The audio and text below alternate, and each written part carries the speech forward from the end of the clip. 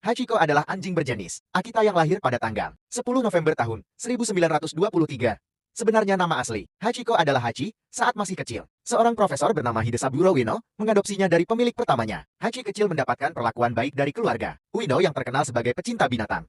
Profesor Ueno adalah seorang pengajar ilmu pertanian di Universitas Kekaisaran Tokyo. Setiap pergi kerja, Hachiko mengantar sang profesor ke depan gerbang stasiun Shibuya dan setiap petang tiba, ia menunggu sang pemilik pulang di tempat yang sama.